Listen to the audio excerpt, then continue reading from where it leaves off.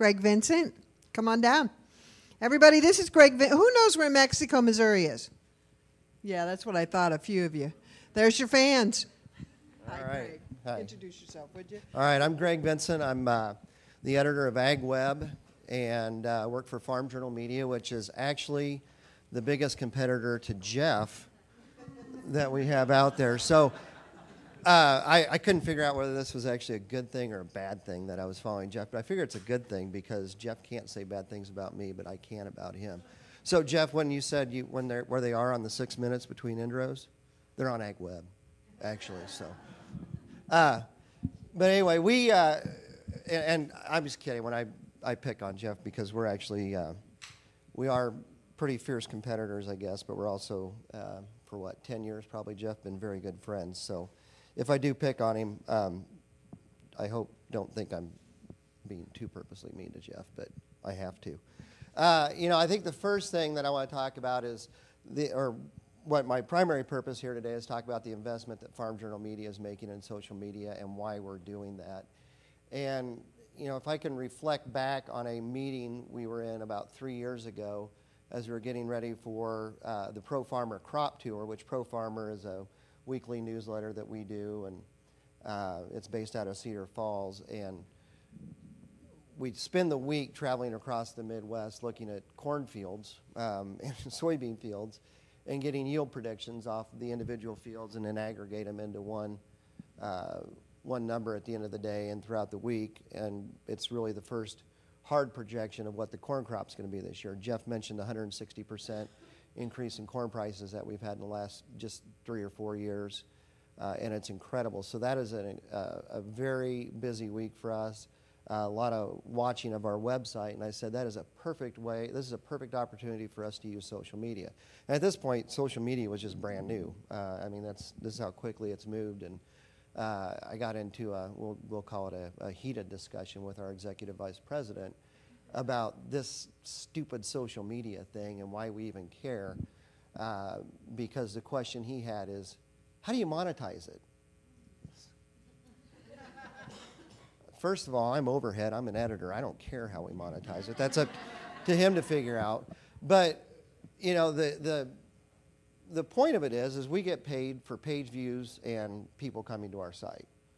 And that is the first benefit that I think we can see. And we've put more and more emphasis on it. But really over just about the last year, we've put an incredible amount of emphasis on social media. We're a 137-year-old company. We were started in Philadelphia by a Quaker farmer to go to people within a one-day horse ride around Philadelphia.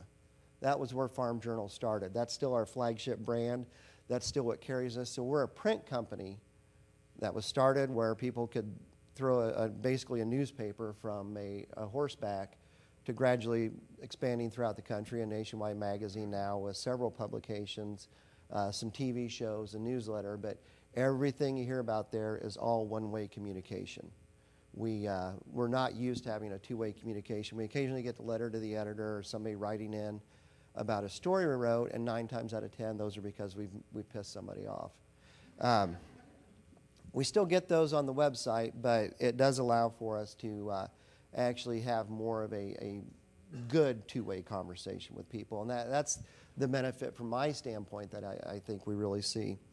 Our biggest growth area in the last few years, while we talk about social media and digital in our world, is not as big as you'd think in the digital side, but our biggest growth area is actually in events. And to me, social media, that two-way conversation and the live events that we have, we started probably, I think it was 14, 15 years ago with the Top Producer Seminar, which is our magazine that we have that goes to the largest producers in the country. That has gradually grown, and we brought in 900 people to Chicago last year that paid $600 out of their own pocket just for the registration, let alone the travel costs, the time away, and the hotel rooms in downtown Chicago. 900 farmers coming in for that. They want to have that two-way conversation. They want to network with each other.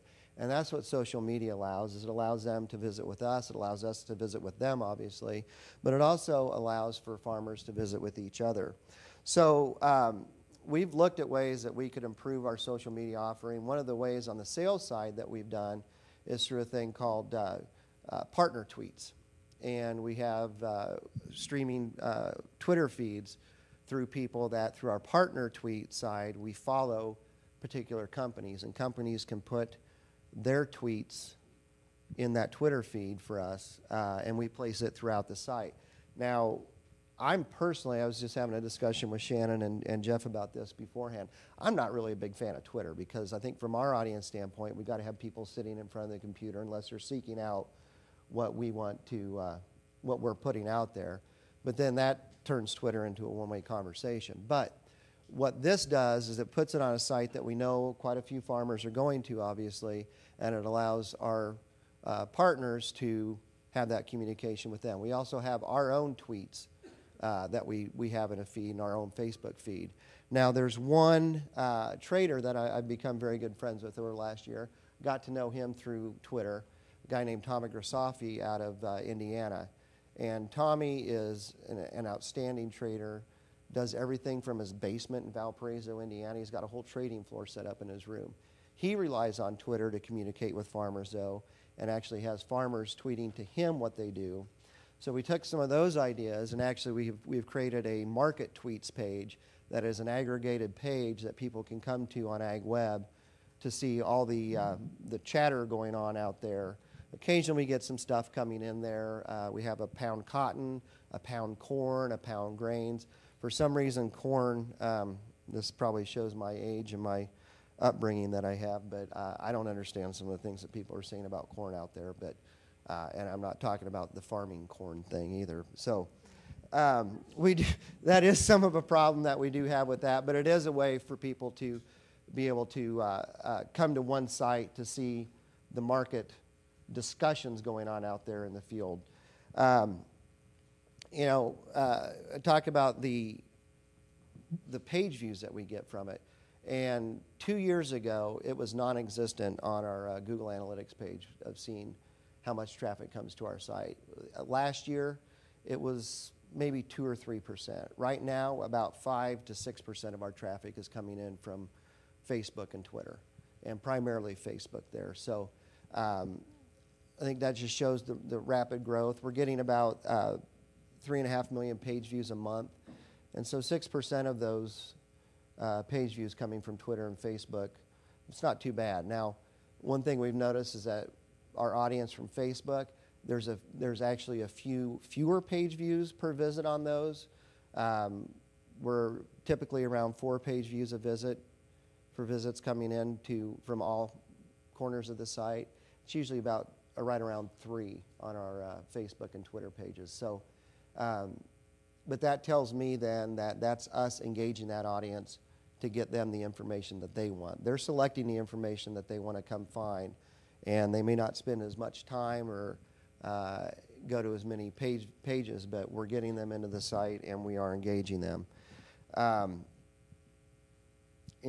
think it was interesting to hear Tara. I go to a lot of meetings and talk to advertisers about some of the things that we're doing on AgWeb, and we bring up social media, and I always see this look of fear from the I'm not sure whether it's fear or aggravation from the communications people, because the communications people want to get involved in this, and there's a lot of companies and some, I don't know whether anybody's here from that company, but they're actually blocked out of Facebook and Twitter at their offices. And my neighbor works for a large beef packer in Kansas, works at the corporate office in Kansas City, and he actually fired somebody about a month and a half ago for being on Facebook too much at work.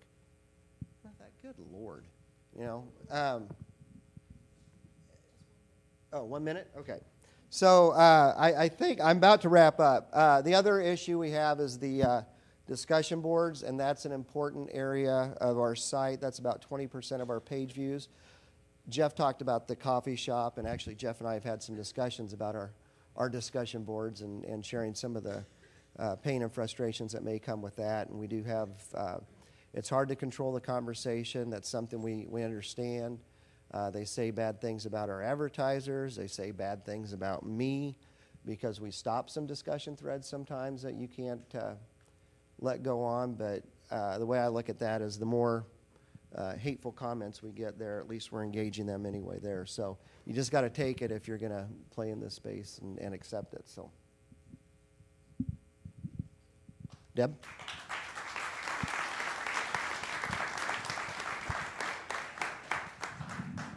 Thank you.